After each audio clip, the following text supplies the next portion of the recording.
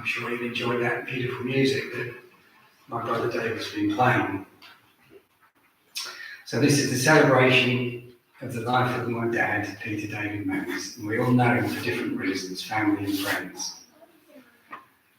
19th of June 1933 to the 5th of January. Presiding is Bishop David Correcto from the Burton Ward, and I'm Nigel Manners, I'll be conducting today. So a warm welcome to you all. Thank you for your support here in the chapel, and we're online through Zoom, and we're online through YouTube. My sister Caroline will be the organist that will play for our hymns, and the prelude and the postlude will be by David. The music he's playing is music that Dad requested. He courted Mum to, and he sang us to sleep when we were young.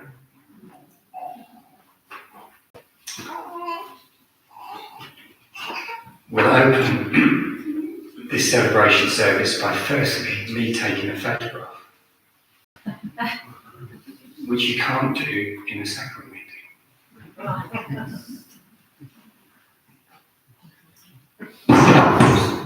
And reading microphone.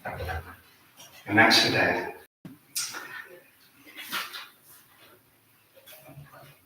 On the table at the back over there afterwards, really appreciate it if you could put your name and a little message in Dad's memorial book.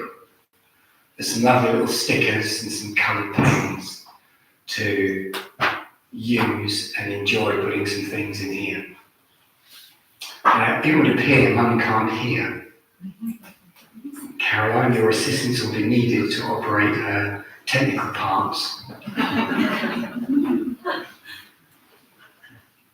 I think there's a hearing loop in the chapel, and then I'll deafen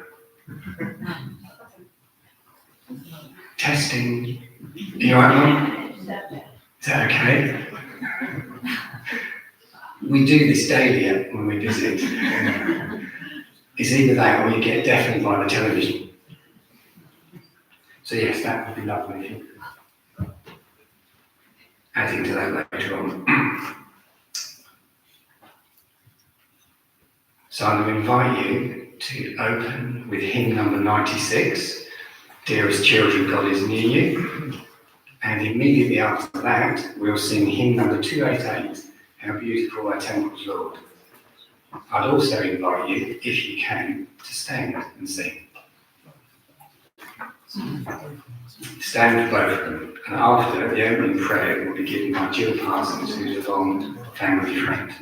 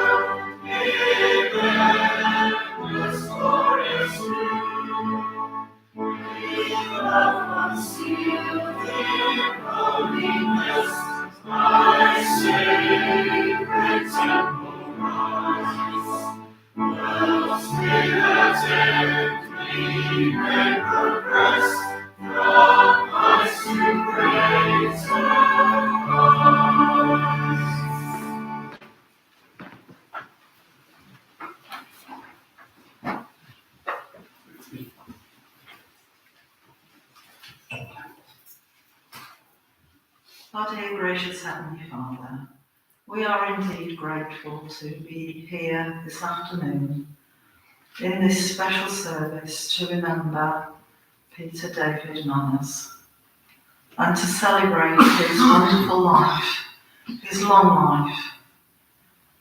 He was many things to many people. He had a large family and he was known as father, grandpa, great-grandpa, uncle, brother, cousin, many things to many people and greatly respected by all his family members. And to others, he was a colleague and person who gave them their patriarchal blessing and many inspired things in his roles in leadership in the church.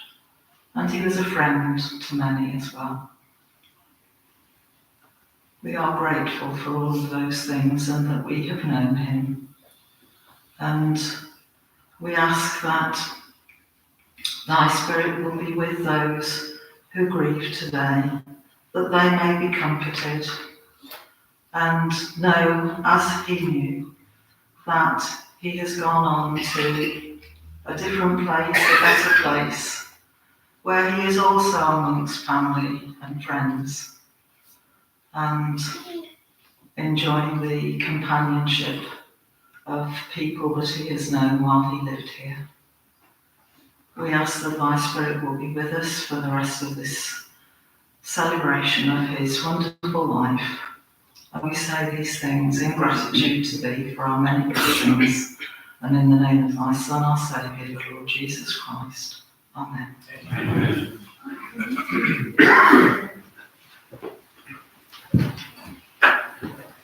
Thank you, Jill, for that lovely prayer. I may be smiling and I may say some funny things, but I'm on the verge of crying.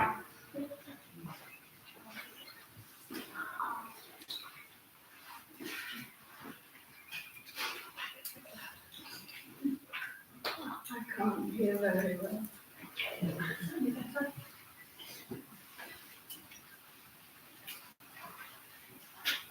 Is that better, Mum? I can't go any louder this end because it's just starting to hum, but I turned it up. If I could give you the remote, you could make it volume 60.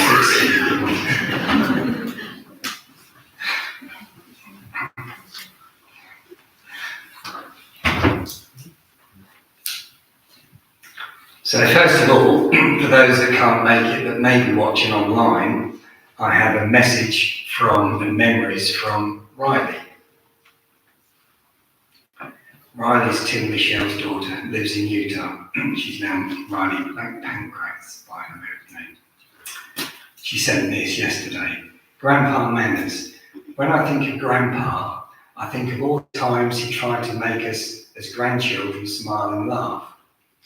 He loved magic and had so many little magic tricks up his sleeve. We often tried to copy his tricks, but could never do them with the same charisma as Grandpa. He always saw the good in others, recognizing that everyone is a child of God, and he showed that love to them. He was one of the most patient people I've ever met, and always excited about any food, very true, that someone lovingly prepared for him, because he had no chance of doing anything himself when it came to the kitchen. Every meal was the best meal he'd ever had. His cheerful attitude in life was infectious, and I'm deeply honoured to have spent every moment that I could with him. I remember the many bedtime stories, including many from his childhood, that he has shared. I don't think he had a bad bone in his body. He was always a source of love and light. I know that a lot of my dad's kindness, Tim, in his personality comes from his dad, and I know their reunion right now is so special. I'm sure they are busy introducing each other to friends and family members beyond the veil, as well as solving family history mysteries. How lucky we are to have someone that we love that makes saying goodbye so hard, Riley.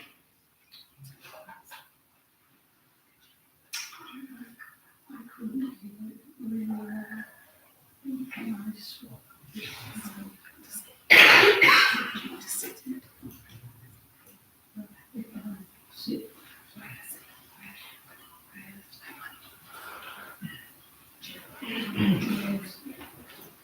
Mum needs to sit near the speaker, and they're up in the ceiling. I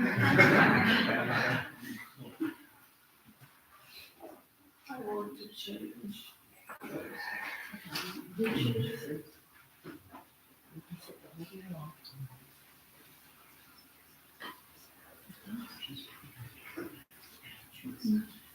I don't know if there's any louder sitting there, but She can see your face next to them. oh, Lichfield. Yeah. Spot this camera thing's in the way. I just wanted to swap over. Okay. Is that better, Mum? She's nodding, that's good. So Dad's brother, my Uncle Ray, went to the States in the 50s working on great exciting stuff to do with NASA, moon landing, spacewalking, stuff like that. Dear Ray passed away unexpectedly with a heart attack, but his three boys, Graham, Paul and Michael, are still great friends and cousins of ours. And Paul's in Washington still, hopefully he's watching. And he sent me a few words, and I'll just read a few out. In my trips to England, I would meet Uncle Peter. He was always soft-spoken and pleasant. And I asked him about growing up in India, but I can't remember what he said. We'll get more of that later. You've heard enough of me speaking, so I'm going to invite some family members up in a moment, and then you'll hear from me again. So our first person will be Auntie Diana, Dad's sister.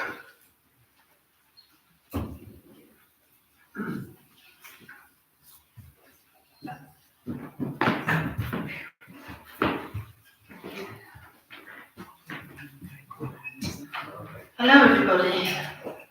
I've not done this before, so I hope you can hear me clearly. And as Nigel said, I'm Peter's little sister. I had two brothers, Raymond being my eldest brother, and Peter, who was 6 years older than me. My mum, dad and two brothers sailed out to India in 1936, when my dad was posted to Pakistan, and subsequently Dad was sent to Burma to fight the Japanese. I was later born in India, in Pakistan in 1939. My eldest brother David was sent off to a boarding school. To be quite honest, I hardly saw Raymond, and I have no memories of him at all in India. it was always Peter and me. When I was 4, I went to the school where Peter was. He took me every day and made sure I was okay. And at the end of the school day, Peter brought me home again. Peter was always my favourite brother. We came home from India in 1945, just as the war ended. Peter and I, my mum and dad, all lived in Bolton Regis. Raymond again was sent away to a boarding school. After a while, we moved to our own home, and Ray got his call-up papers, so once again it was Peter and I. I remember when I was old enough to start school, yes, Peter took me to school every day and brought me home every day. After a while, Peter left school and got his first job. It was in a hardware shop in Bolton Regis. Sorry. I'm sorry, am I not speaking out loud? Peter had a bicycle and used to ride to and from work every day. One day he had a dreadful accident. A car knocked him off his bike. Peter was thrown across the front bonnet. His nose hit the front mirror and was literally split in two. I remember the police coming to our home and telling my parents it had been arranged that the ambulance would stop at the top of our road to pick my dad up to go to the hospital with Peter. We didn't own a car in those days. Sorry, excuse me. Peter's nose was very crudely put together. After a while, Peter had difficulty breathing through his nose, and he was eventually sent to a specialist hospital in East Grinstead. What am I doing now? Go away then. He was sent to a specialist hospital in East Grinstead called the Kinder unit. This hospital was a specialist hospital that used to fix the dreadful face-up injuries that the soldiers, etc., used to suffer during the war. Peter had his nose completely rebuilt and was soon home. We then moved to London, living in Putney. Peter had his call-up papers and joined the RAF. I used to regularly write to him and send him photographs of me. I missed him so much. One time he was on leave and he got What's happened? One time he was on leave and he got 2 tickets for a show in London. Is that gone off? No. It's better. He had arranged to take a girlfriend who at the last minute let him down. Yet my mum said, never mind, take your sister with you. So there again, poor old Peter was stuck with me. Eventually, Peter announced that he had a girlfriend, the beautiful Joyce, and he was bringing her home to meet us. I was also told she had red hair in those days. I've never seen anyone with red hair before. I couldn't take my eyes off her when she arrived. Peter and Joyce eventually got married, and yes, I was bridesmaid. Peter and Joyce rented a flat in Putney, where Mum and Dad and me all lived. Well, not in the flat, but we all lived in Putney. And it was good to have Peter living near to me again. Thankfully, I got on well with Joyce, and I was very happy for Peter. And I knew it was time for me to take a step back. May you rest in peace, dear brother. I will miss you forever. I'm just so grateful to have had such an amazing, caring brother in my life. Thank you.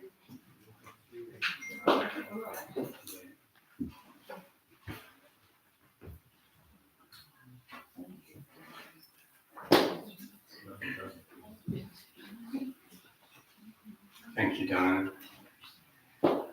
So I think the speaker system, we were too loud in the cultural hall because I saw Jeff Morgan go up and push a button.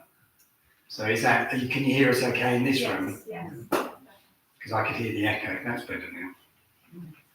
Thank you, Auntie Diana. Helena, glad you made it. Yeah, you moved. She had quite a journey from North Wales. 4 hours. 4 hours. We'll now hear from Michelle Manners and followed by David Manners.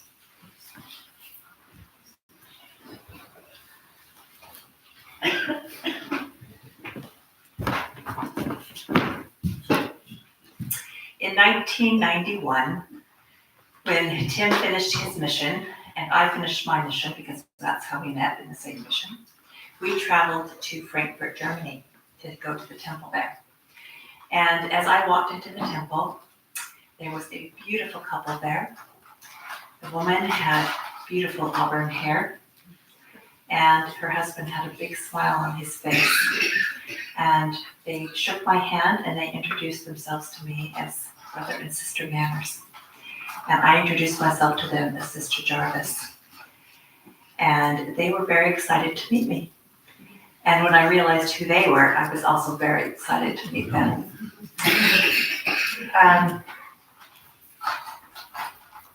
Ever since that point, Peter and Joyce, and I can't talk about Peter without talking about Joyce, because they were together all the time, weren't they? They have been loving and supportive. And as soon as Tim and I were engaged, I decided to call them Mom and Dad. And I've never called them anything else but that since that day. And I've always felt proud to have an English mum and to have Peter as a father. He has been just as a father to me as my own father, and I'm so grateful to him. When Dad and Mom flew over for our wedding in America, Peter brought with him the largest video camera you've ever seen, because back then they were large, and that was connected to his shoulder for all of the trips. Every time they visited us, Peter would record everything. And we have hours and hours of video now on YouTube, because Adrian's put it there for us, of all of the videos that Dad made of our times together. So after Tim and I were married, we had to leave America because he'd come over on a 3-month visa. So we moved back to England we didn't know how long it was going to be. And Peter and Joyce welcomed us into their home. They set up a bedroom just for us, complete with built-in wardrobes and new duvets and curtains on the walls. And I felt so welcomed in their home as a new bride in their family. Every morning, we would have a knock on the door, and Peter would stick his head in and say, "Good morning, time to get up, the bathroom's free." And that was our wake-up call every morning while we lived with them. But we had such a lovely time living with them. I think because Tim and I were newly married, we were full of love and full of being romantic. And Peter and Joyce also, once again, relived their first years together. And we were just a happy household of love. We had so many good times together. And Peter, as mentioned before, he would do his magic tricks and his jokes, and he would entertain us. And we had just such a great time living together. We eventually moved back to the States, and Peter and Joyce would come over and visit us for 3 months at a time. And while they were there, several of the things we did, I've just written them quickly down. We went on a trip once to California. Tim and I were in the front seat, and Peter and Joyce were in the back. We stopped, I remember, in Reno to see what a casino looked like, and had a $1.99 breakfast together. Peter was so excited about that. We went swimming in swimming pools outdoors. Once they babysat McKay, and Joyce and I had the funnest time because Peter fell asleep while he was supposed to be babysitting our first son. And we did a video of Peter sleeping. And then Joyce and I moved the clock like 3 hours ahead. And then we woke Peter up, and he was so startled, and he felt so bad that he hadn't done his babysitting job right. While they were with us, they loved to visit their friends that they had met in Germany, and also their friends in England that had moved to the States. They loved seeing friends. They loved introducing us to their friends. While they were with us, Dad always wanted me to put a couple of jobs to the side for him to do. One time when he came, he painted the entire house for us with a smile on his face. He just loved to serve, and he loved to help. He also loved to be with our grandchildren. Another memory we have is we took a trip together to Disneyland, and that was just a really big thrill to be with Peter and Joyce there. Then in 2003, we moved to Germany. And once again, this was so reminiscent because Peter and Joyce had lived in Germany for a period of 3 or 4 years. And so they were very excited to come and visit us. And when we first got to Germany, our house wasn't ready, and so we were living in a one-bedroom flat. It had a pull-out bed in the living room. So we invited Joyce and Peter to come stay with us. We didn't realize how crowded it was until we were all there, because we had 3 children at the time. But we had a blast together in that little apartment for a few weeks, and they were excited to be with us and be in Germany again. We've had so many great experiences together, family reunions. Peter and Joyce always would organize them and make sure that we were all included. Peter one year made these, he had these baseball caps. They were quite red and blue. And then he put manners, I believe, 2,000 something across the top. We were not very excited to wear them, but we did because Dad wanted us to wear them. He'd gone to the effort of making them. And that was a funny memory. So in 2010, we left Germany and we were able to move to England. And Dad and Mom, once again, were so helpful to us when we moved. Dad and Mom, they have a way, and everyone that knows them knows this, they have a way of making every guest in their home feel like royalty. When you visit Peter and Joyce, they sit you down, they give you a drink, some biscuits, you're lucky. They then start to interview you, and they ask you hundreds and hundreds of questions. And they are interested in you, they are looking at you. He always wanted to know about the people that he interacted with. As Mom and Dad approached their 90s, Tim and I were very blessed to be able to renovate our home. And we realized that we had ample space for them. And we invited them to live in our home with us in Burton. They were thrilled that we invited them to live with us, and we were thrilled to have the opportunity to pay them back because we'd already lived with them. They'd already done so much for us. We wanted to do something for them. After Dad and Mom moved in with us, it took Dad almost a full year before he realized that he wasn't on holiday. He kept saying, I feel like I'm on holiday. I feel like, until he finally realized this was home and he wasn't going anywhere. Dad was ever grateful for everything. Any little thing that was done for Dad, he was thankful for. He hated being old. He hated the catheter that he had to eventually use. But he was always cheerful, always grateful for everything. The last conversation that I had with Dad was the Sunday before he passed away at church. And he had worn a blue cardigan that I gave him for Christmas. I tried to give him one every Christmas because he loved cardigans.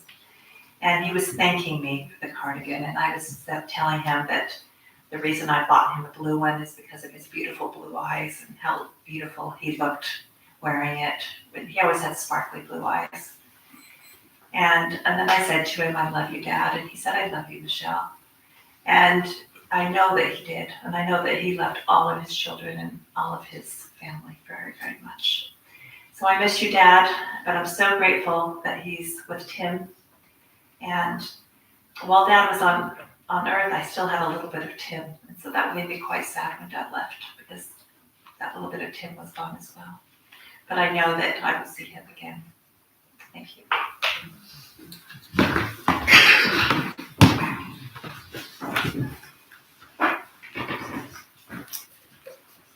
Thank you for all coming today to remember my dad. And I know some of you have travelled an awfully long way, and I appreciate it hugely. We all do. Mum, I'd like to thank you too for choosing a dad for us who was good and kind. He was always gentle and generous. He always saw the good in the world, the best in other people. And as Michelle said, he always made the person in front of him feel important. Thank you for choosing him. Now, our dad was a very straightforward, uncomplicated, honest, unspoilt man. And yet he often had a very different, idiosyncratic point of view, which I think he rarely shared outside the family. And this was in part because he had a very unconventional upbringing, which Auntie Diana has already referred to. And he spent his formative years in India, both on the plains of the northwest frontier, up against the border with Afghanistan, and also in the foothills of the Himalaya, on the border with Tibet. The dad became Peter Saab when he was just 3 years old. He grew up speaking Urdu, playing with the local children, sitting on the kitchen floor of his friends' homes, where their mothers would make him chapatis and jalebis, which remained his favourites all his life long. He in turn would entertain them with magic tricks, puppet shows, and comic turns through a curtain that he'd set up across his playroom. Now his parents, North Indian and Afghani staff, had a very profound impact on Dad. He especially bonded with their cook, who he christened Wonk after a cricket accident. Wonk was kindly and indulgent. He often played games with Dad and was so devoted to him that he'd come into the house every night and say his own prayers for Dad's protection and well-being. Wonk must have been an especially patient man, because Dad expressed his own affection and trust by playing endless tricks on him. He set a mousetrap in the cutlery drawer, and sneaked plasticine scorpions in Wonk's sandals. He even pushed a very large stuffed iguana under a curtain to give Wonk such a fright that he threw an entire tray of cutlery in the air. It kept Dad laughing even into his 90s. And yet, Wonk was never cross, was only ever laughed, just as Dad would too his entire life long. Another significant figure in Dad's life was the bearer, Condi Ram, a man again who was so kindly and patient and playful that Dad considered him a second father. In fact, it could be said that Dad was more like Condi Ram and Wonk than his own dad, who was very rarely at home. So it's no surprise that we were all raised on stories of this extraordinary Narnia that Dad had had to leave behind. The stories of naked sadhus, rope-tricked fakirs, vultures stealing toys from their hands in the garden, earthquakes that would leave fissures through the lawns, the plagues of locusts that they would watch strip an entire hillside in a day. Then the plagues of frogs and caterpillars that would fill the house in their thousands, watching an entire village disappear down a mountainside during monsoon. And of course the monkeys that he would outrage by aiming his catapult at them, and then they would bombard him in punishment as he ran to school with a shower of fir cones, urine, and worse. There were stories of the day that all the family's clothes were lost when their trunks and cases fell off the back of a camel down a hillside. They sent out search parties, they never found a thing. When he had to learn semaphore and Morse code to communicate with his brother at boarding school across the other side of the valley. The heavy winters when they'd have to dig a tunnel out of the front door only to find that the neighbours' houses had collapsed with the weight of snow. Crying when he had his hair cut on the lawn by the dreaded barber, with shears so blunt they didn't cut his hair, they just plucked it out of his scalp. The day when his beloved dog Podge died of rabies after he'd spent the whole night cuddling him, which sent the entire household into panic. And then he got a new dog that was eaten by a panther. He would talk of the garden bullock that would raise the water from the well, the snakes that would swallow the chicken whole so it couldn't escape out of the fence, the gift from his dad of 2 sheep, a sword, and a pony. But he fell off the pony so many times it was sent back. And always he would talk of the magic of having a jar full of fireflies by his bed at night. He would tell us of his own private military parades. He'd sound the reveille every morning to rouse the household. using a brass vase as a bugle, which would hang over his shoulder on his pyjama cord. Then the wonder of living in Baden Powell's house near the Khyber Pass, when they only had water once a week, which was taken straight from the Indus and carried in stitched buffalo skins to the house.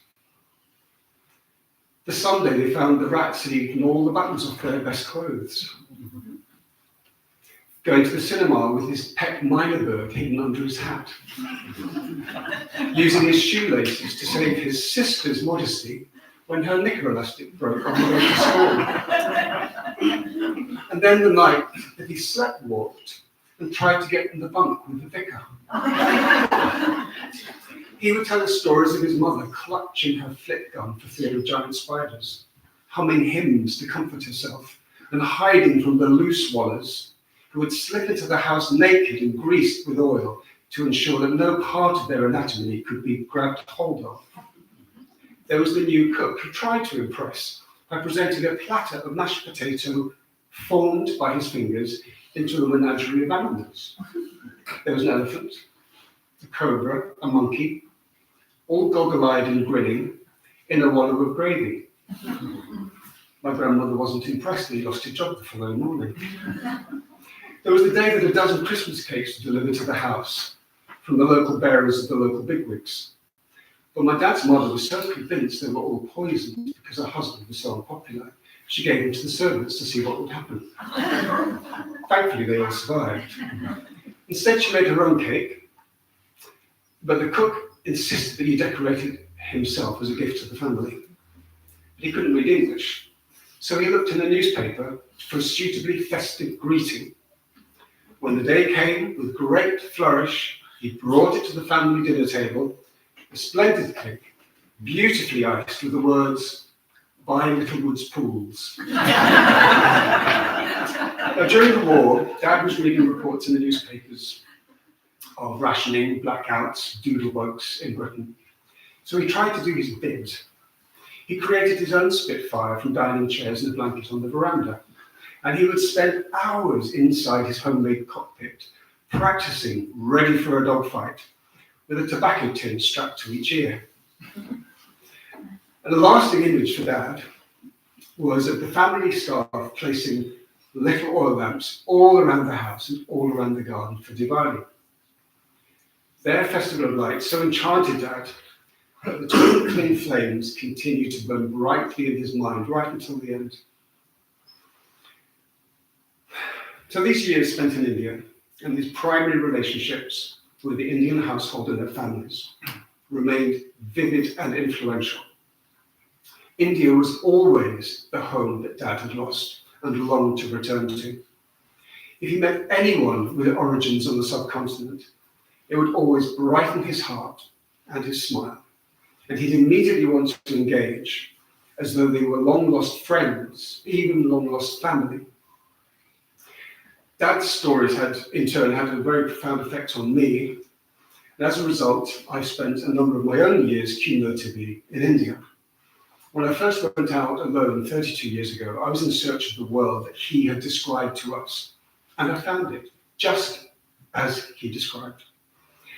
Dad had infused us, or me particularly, I think, with a passion and longing for that other life that he had lost, that I felt had come home on his behalf. Although there was the time that I tried to use the Urdu that he brought us up on a very stressful moment one morning with a rickshaw wallah, and instead of saying, "Jaldi ja," meaning hurry up, I said, "So ja, go to bed." Dad loved that. We went back together to mark the new century. We spent a month traveling through India, visiting two of his homes in Kasauli, in the Shimla Hills, north of Delhi. The years dropped away when Dad was there. He was back where he belonged, with the people he felt most at ease with. He spoke to everyone he could, of course, as though he was reuniting with old friends.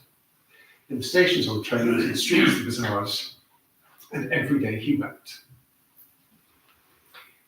Even this last Christmas, Dad was still talking about how we could get back out there together. He wanted to be back in Kasauli, under those brilliant skies, There's astonishing views, snowy peaks, the land of monkeys, the bustling bazaar, and the memories of his Indian fathers, Wonk and Kondiran. He said it was the one place in the world he wanted to spend whatever time he had left. And I'd like to think he's there now, strolling the lower mile in his soda topi, chatting with the old haberdasher who still remembered his mother, and gasping at the mountain views from Monkey Point. In closing, I'd like to share Dad's own words, which we only found after he'd gone, which for me summarise Peter Saab perfectly. I know you will miss me, but I've only gone ahead to find a nice home for you on a hill with a lovely sky. Try to be happy. Read from my joke book. I love you all.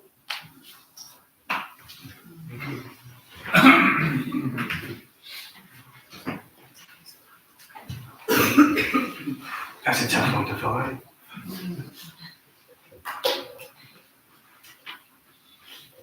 I could talk about Dave for hours, but I won't. I can't believe he's gone either. He's no longer here. So he had 4 children, 12 grandchildren, and 8 great-grandchildren. His determination was always to do right. After Putney, that Auntie Dana mentioned, they bought their house in Morden, I think about 1958, 59. Us kiddies were there, was a lot of Caroline. And they had an old sink they put in the front garden, made into a pond. Carol and I one day thought, well, we got wellies on, we'll get in. So we got in, our wellies were not tall enough. Dad came to the front door, said in a stern voice, "Shall I smack you or shout at you?" And we both said, "Shout at us."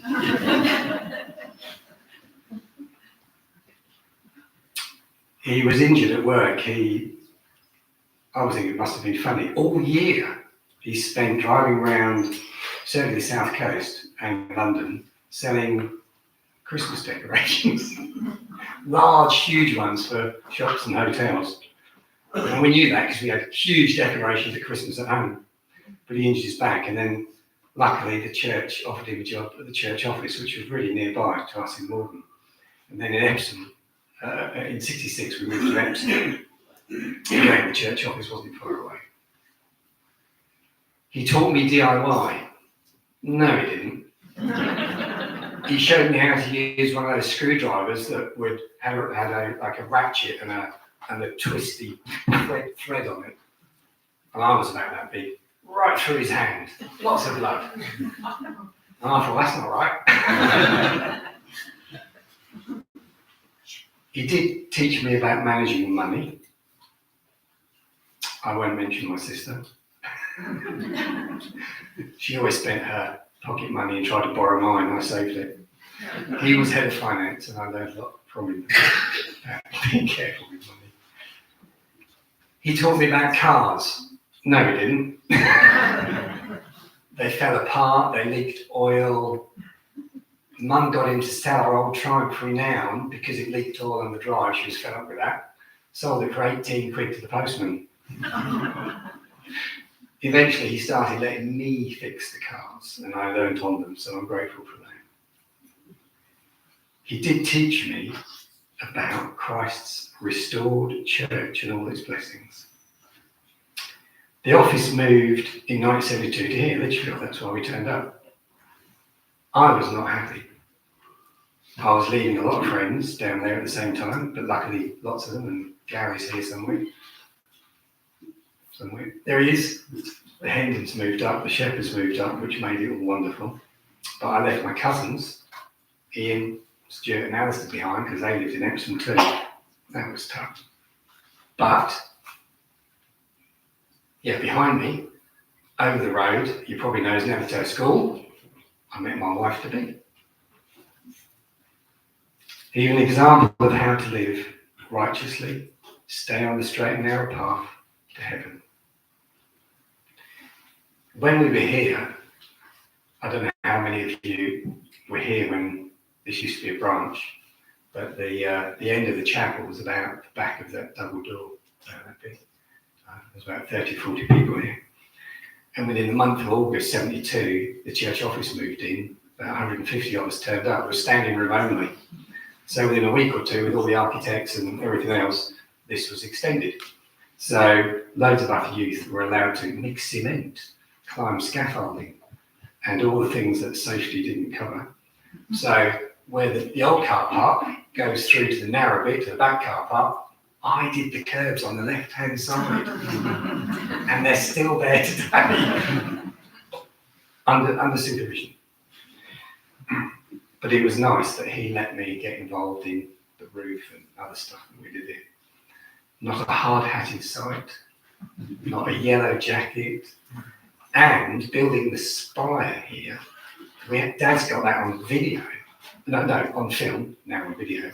But you look at all the men, like George probably climbing up and down, no safety whatsoever. Brilliant. But Dad let us do it.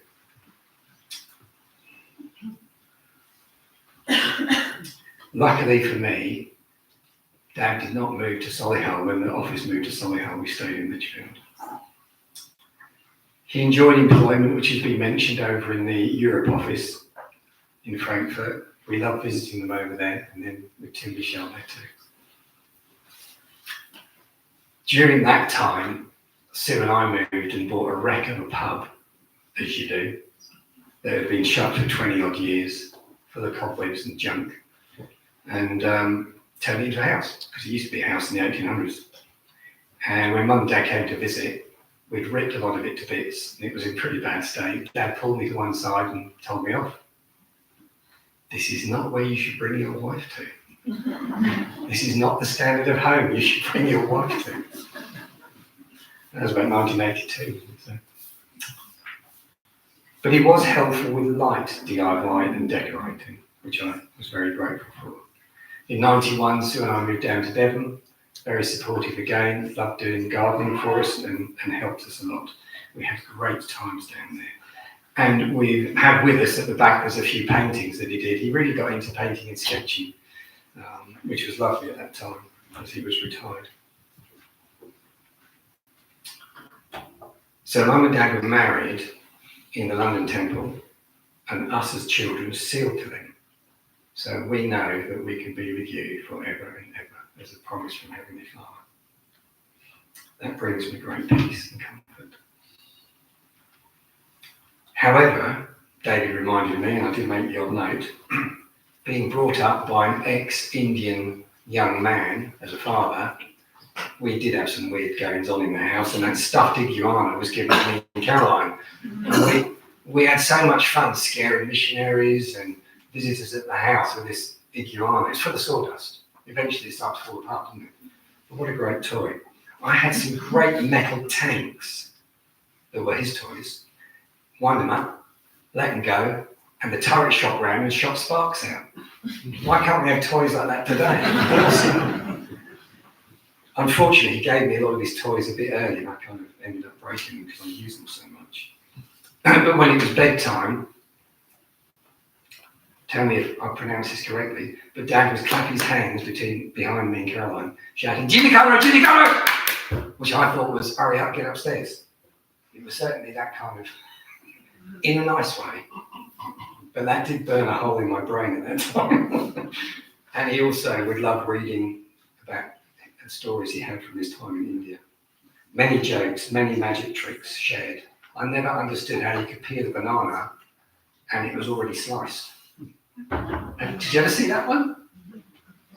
Dad could peel the banana and it was already sliced inside. What a cool trick that was. If you've never seen that, have a go. Work it out. When we lived in Morden, I was quite young. And as you know, your teeth get wibbly wobbly as a kid. Dad just tied a piece of cotton around it, tied it to the door handle, and slammed the door shut. Thank you, Dad. Here in this, Lichfield is a ward, and this whole area of the church called Estate, Lichfield Estate. And he was estate patriarch, and he gave me my patriarchal blessing. David reminded me, amongst all the crazy things Dad experienced in India, one of his servants, I think it was Wonk, and I've tried this, get hold of a bumblebee, tie a piece of cotton around it, and you can walk along with it up in the air on the end of the cotton. And they used to go to school with bumblebees on the cotton. And we didn't seem to be too cruel. If you did it too tight, they'd fall in half, but you just do it gently, and it's okay. And one of his pranks, amongst many that David mentioned, he was so proud of it. Where they lived up in the hills in India there, you get soldier ants, which are quite big. I think they bite, soldier ants. But they're called soldier ants because they march one behind the other, weirdly. So what Dad would do is get things to turn them up the steps, through the house, out the other side, which his mum was not happy about because she'd be in there somewhere. You could hear these dunk, dunk, dunk, dunk feet walking through his fingers, and you can't stop them.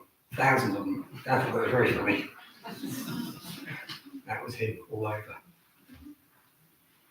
I miss you, Dad. It's great to hear all these stories of the funny side and the happy side, which is what he was. Thank you. We'll now hear from Caroline and Adrian, one after the other.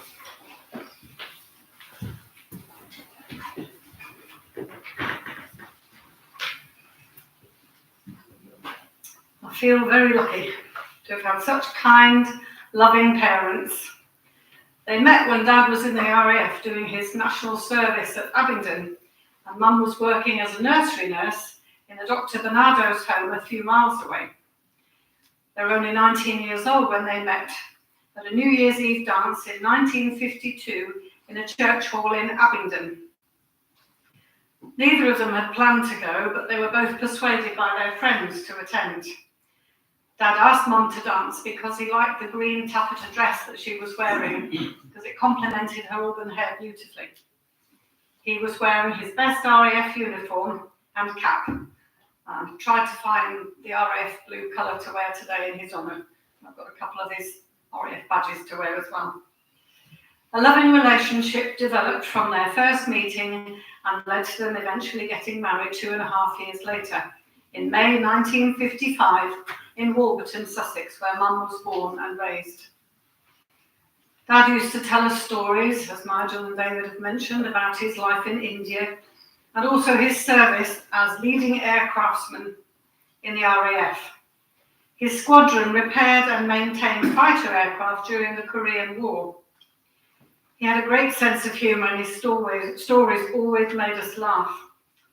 When Mum and Dad had their Ruby wedding anniversary, we met at Abingdon and visited the places where they'd lived and worked. We had lunch in the church hall where they'd met at that New Year's Eve dance, and we visited the Bernardo's home and saw the nurses' accommodation where Mum had lived. We saw the places where they went for walks with Dad when they were courting. Mum and Dad had had several chances of meeting them before that dance, but they didn't actually meet. Dad actually knew Mum's sister, Betty, before he knew Mum. I'm sure that it was meant to be. They were happily married for almost 70 years. It would have been 70 years this May. On their Ruby wedding anniversary, we also went to the air base and saw the places where Dad had had some very funny incidents, which really brought his stories to life for us. Once he was asked by his corporal to go and get a long stand from the stores. He was told by the stores to wait outside in a corridor. He was there for ages. He was then sent to another hangar and told to wait outside again. Eventually, an officer came and asked him what he was doing, and he explained that he'd been sent for a long stand. So he sent him back to his hangar and phoned the corporal who'd sent him for the long stand and told him off. All the other airmen laughed when he got back to his hangar. It was April the 1st. Another time, when Dad was on fatigues, he was in the cookhouse. He was asked to fill the dishwashing machine, which involved loading about 100 plates onto a conveyor belt. And he tipped a bottle of detergent into the machine, but he didn't read the instructions. He switched it on, it started chugging, and soon bubbles started pouring out of the machine all over the floor. They were up to his knees. Dad was frantically trying to sweep the bubbles out of the door, but they kept coming. Made me think of the Sorcerer's Apprentice. He couldn't see the plates at all, they'd completely disappeared. Luckily, a corporal came in just at that moment and told Dad to get out. He slipped and slid his way out of the back door and left the corporal to try and sweep the foam out of the kitchen. Everyone in Dad's billet laughed when he told them what had happened. Another story Dad used to tell us was about the time that he was in the canteen in the airbase. There was only one other airman sitting at the other end of the table, and there was a large bottle of tomato ketchup near Dad. The other man wanted Dad to pass it to him, so Dad pushed the bottle along the table towards him. It slid very fast, and the other airman made no effort to catch it, and it shot off the end of the table and smashed with ketchup going all up the wall and all along the floor. Everyone in the canteen laughed. We saw the room where this had happened when we visited the airbase, and he always used to laugh when he told that story. When Mum and Dad were courting, sweets were still being rationed. Dad saved up his ration coupons for a couple of weeks so that he could buy Mum a box of her favourite Maltesers for their visit to the cinema. Mum had opened the box and they were happily sharing them when someone wanted to get past them in the dark. Mum stood up, forgetting the Maltesers, and the box fell on the floor from her lap. They could hear the Maltesers rolling away under the seats in front of them. Luckily, they both laughed about it. And that's when Mum knew that Dad really liked her because he forgave her thoughtfulness and proved that he had a good sense of humour. I always remember that story whenever I eat Maltesers. Dad really liked Danny Kaye and the Goons. He would sing us songs by Danny Kaye to get us to sleep. And we learned the words to lots of the Goon Show's songs because Dad had a record of them. We used to enjoy performing them when visitors came. By we, I mean Nigel and I, because we were very close in age, there's only a year between us. So we share many memories of the same things. I can remember Dad making a wooden sledge to go tobogganing. He was very good at woodwork. We were very excited. We walked to a nearby park which had a big hill in it. Lots of people were there already. The snow was very deep. It must have been about 1963 or 1964, so I was about 6 or 7 years old. Dad insisted that he wanted to try the sledge first, so we waited at the top of the hill and watched him go flying down the hill straight into a tree. He injured his ankle quite badly, so we had to go home again, helping Mum to pull him along on the sledge because it was too painful for him to walk. I think he'd cracked a bone in his ankle or something. We had to wait until he was better before we could get out again to try out our sledge. Another memory I've got of Dad building a fitted kitchen in our house in Epsom. I helped him to carry his tools to the garage when he'd finished. And he didn't bother to get the step ladder out to reach up to put things away on the high shelf. Instead, he got 2 big wooden drawers, put one on top of the other, and then stood on them to reach the shelf. As I was handing him the things to put away, the drawers fell outwards, and Dad fell on the garage floor, breaking his elbow. I jumped out the way as he was falling. He said, "Why didn't you catch me?" I was only 10. I had to run indoors to tell Mum, who phoned the hospital. And then he didn't want to wait for an ambulance, so I had to help him drive to the hospital to A&E by changing the gears because Mum had to stay with the boys. David was only a baby then, and Mum didn't drive. We laughed about it at the time, afterwards, but at the time it was quite scary. He had to tell me how to change gears while he was steering. Dad always saw the funny side of things and would make us laugh all the time, as Nigel and David have said. He used to tell us funny things that happened to him in the church offices where he worked for many years in Morden, Lichfield and Solihull. He enjoyed working in the church offices, as Nigel's mentioned. And Dad loved travelling. And in his job in Frankfurt, it took him to many different countries all over Europe. He went to America many times for work. And when he was serving as the bishop in the Epsom ward, he used to go regularly to conference. Over the last few months, Dad often said to me that he hated being old.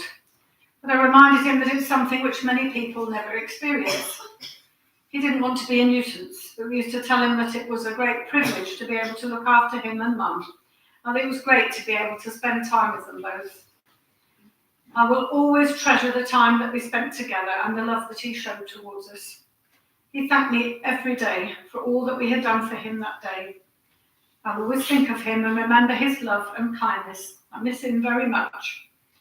I know that he's in the spirit world with Tim and that we will see him again one day. And I know that families can be together forever.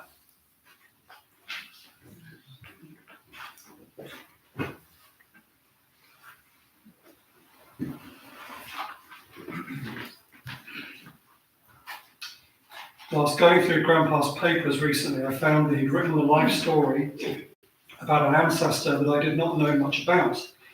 So I thought I would start today by sharing some of that with you, in case you didn't know about him either. It was about his great-great-uncle, William McManus.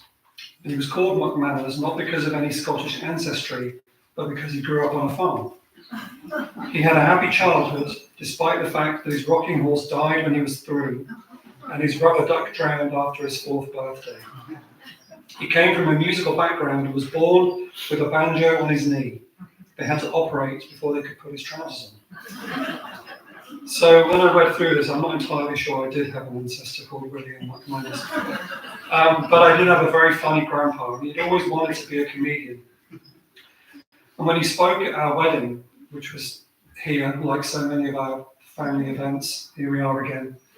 At our wedding here, he spoke and he said it was very important that in our marriage we laughed every day. I think we do, sometimes at the same time.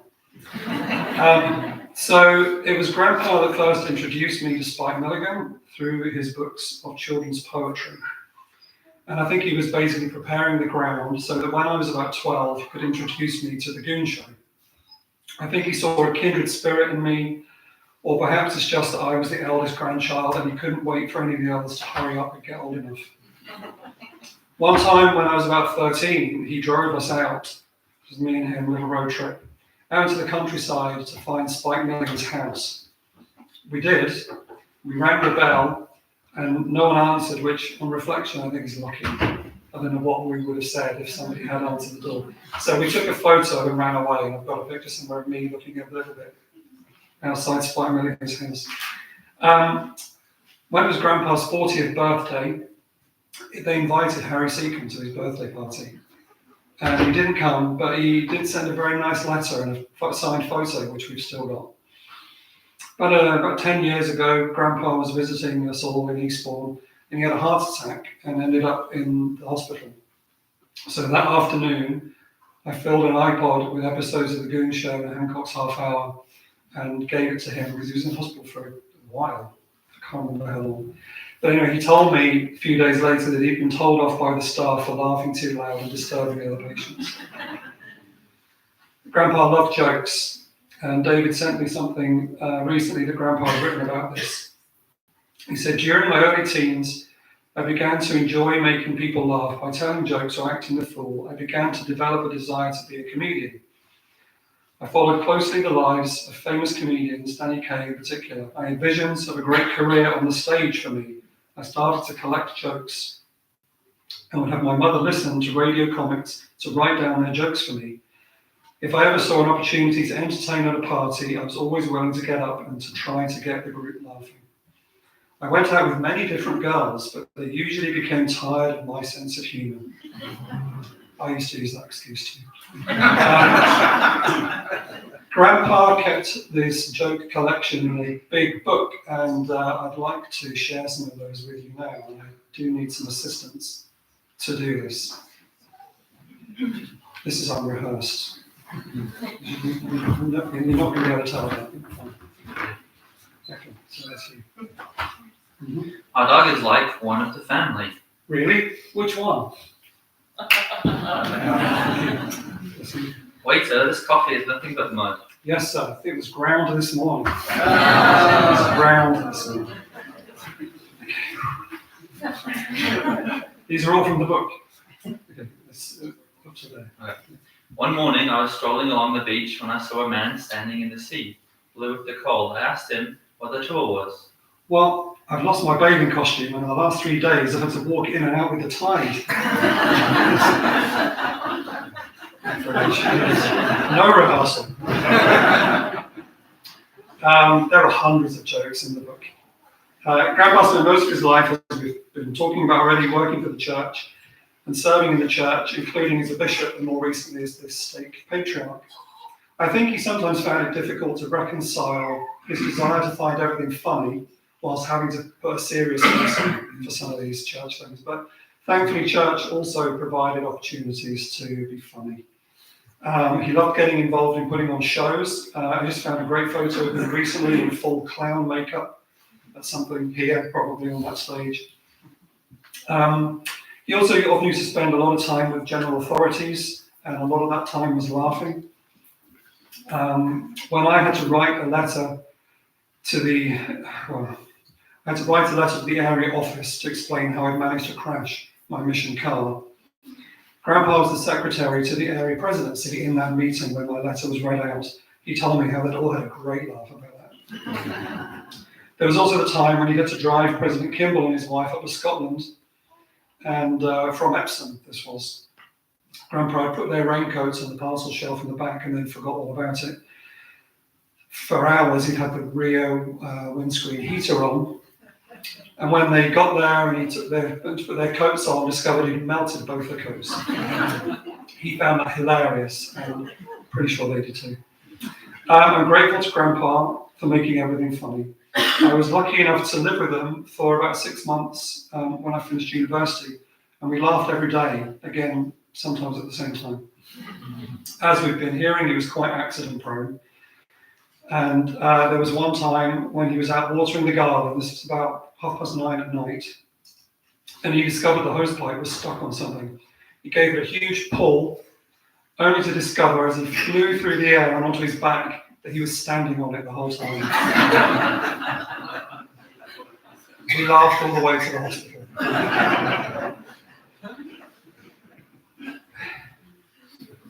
I well miss the sound of Grandpa's laugh.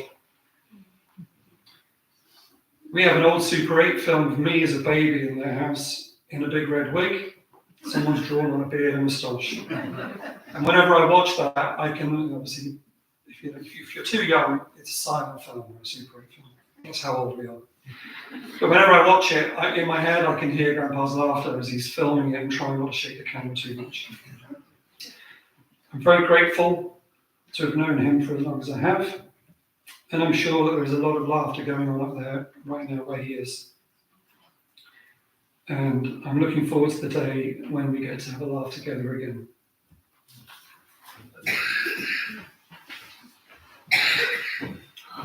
Thank you, Adrian.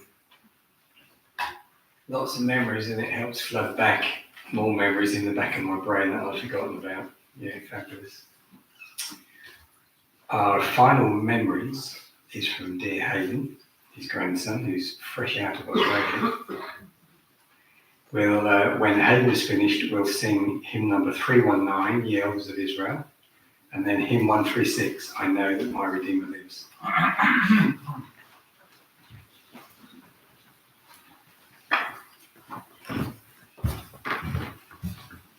very honoured that I get to speak about our grandpa. I didn't think I'd be able to be here today, and so I'm really grateful that I have been able to be able to remember the amazing grandfather that we had, and I don't even know where to begin talking about him and the influence that he was for us. And I think for me, his influence was more recently felt in a very spiritual way. I had the opportunity to serve a mission and to represent our family name every day, and Grandpa was so proud of me for doing that.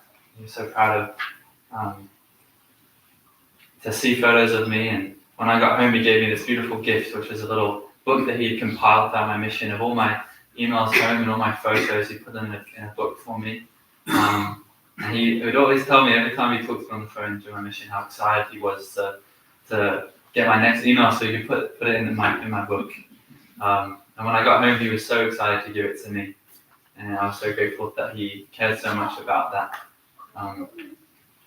But I loved hearing the story about when Grandpa and Grandma were being taught the gospel by the missionaries. And I could never understand this part of the story, which was that Grandpa was so against it that he used to smoke his big pipe while the missionaries were teaching their lessons. And it's so crazy to think that a man that would end up serving that state presidency as a bishop, as a patriarch, was doing that to the missionaries. And he definitely had a change of heart, which I'm so grateful for. But Grandpa was such a gentle man, very kind and patient and humble. I think that he was one of the most humble people I've ever met in my entire life. And this is one of the most profound lessons that he taught me. And the experience that I learned this attribute best from him happened only about a year ago. when I was able to come home for my dad's funeral last year. And it was kind of a surprise to everyone that I was coming home, and I was able to still remain a missionary, which was a great opportunity to wear my name tag and have our family name on it and to be able to represent our family. But I remember when I came home, they didn't know I was coming, and he was so excited to see me. And he gave me my half-finished book. It wasn't quite done yet. But I remember one morning I went into Grandpa and Grandma's room, and I was talking to them, and they were very sad, thinking about my dad and about him being gone. And I remember thinking, oh, I'm a missionary. I'm going to share something with them. And so I went back, I got my scriptures, and I went back in the room, and I sat them down, and I shared a little missionary message with my grandparents. And after I was done, I kind of realized, I was like, they are so humble to let their 20-year-old grandson that knows nothing about the gospel confess to them. But they let me come and share this little message with them. And together we were all able to feel the Spirit and feel comforted. And I'm so grateful that they are like that. That Grandpa, he always allowed himself to be taught by people with a lot less experience than he had. And I hope that I can be like him. I hope that I can emulate my grandfather every day of my life. And I know that we all do. And it's amazing just looking around at my family, because a lot of us have a very noticeable trait that we gained from our grandfather, which is our lovely man's nose. That is mentioned all the time. And I served the mission, and I was always told all the time, is your nose broken? What's wrong with it? It's kind of off. And I said, Grandpa, why do you?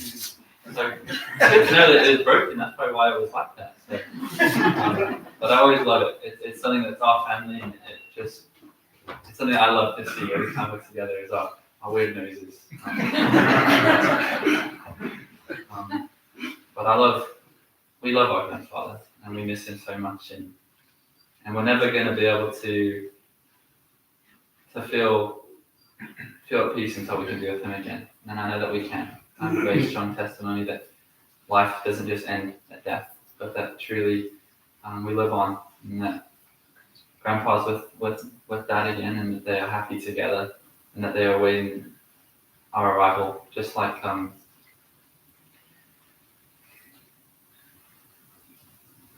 they're there. I know they're there. I'm really grateful that we have that knowledge. And Grandpa is the reason that we do. If he didn't make decisions back in the 50s and 60s to join the gospel, to join the church, we wouldn't be able to have that knowledge. And so thank you, Grandma. And thank you, Grandpa. I miss you, Grandpa.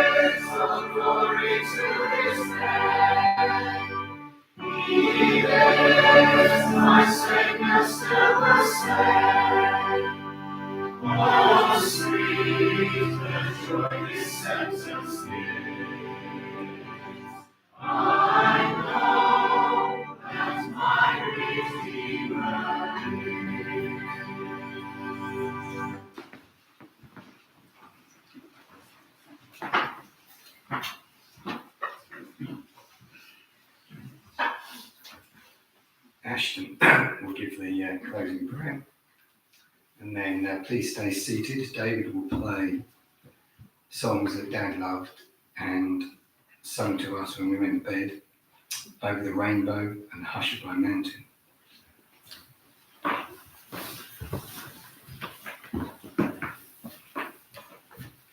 Dear Heavenly Father, we are so grateful for the life and the legacy that Grandpa has made for us, that we may remember him. He may continue to live in our hearts his joy and his love that he's given to us and he shared with all of us, people around him, that we may be able to continue and pass that on to others. Please help us to remember him, to be able to think of him in hard times, think of him in good times too. And please bless his refreshments that I'm sure he would have absolutely loved. And please help us to continue to feel this amazing spirit that we've had today. And so it's in Jesus Christ. Amen. Amen.